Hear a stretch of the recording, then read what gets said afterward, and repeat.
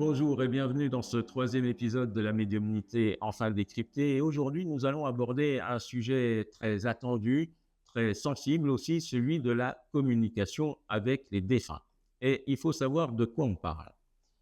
En réalité, si nous pouvons communiquer avec ce que nous appelons les défunts, c'est tout simplement parce que la mort, ce que nous appelons la mort, est la séparation définitive entre le corps physique et la conscience, ou l'esprit, si vous préférez. Mais nous savons également que cette conscience ou cet esprit ne s'éteint pas en même temps que le corps physique.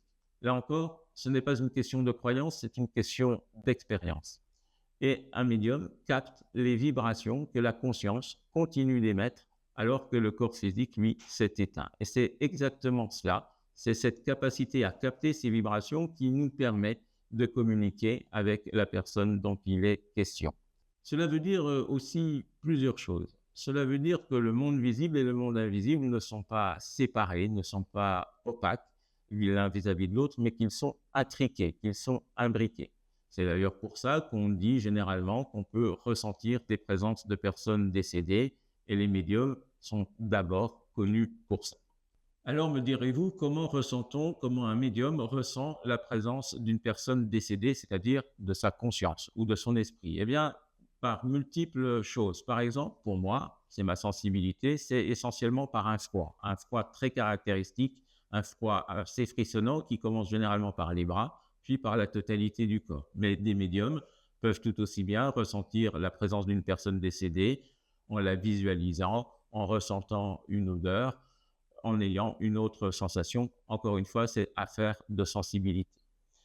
Ce signe, ce ressenti permet d'établir la communication. On sait alors qu'on est sur le même canal vibratoire. Une séance de communication avec un défunt, parce que c'est quelque chose de très sensible, ce ne doit pas être un ramassis de généralités. Au contraire, ça doit être extrêmement précis et donc ça demande une méthode, une rigueur.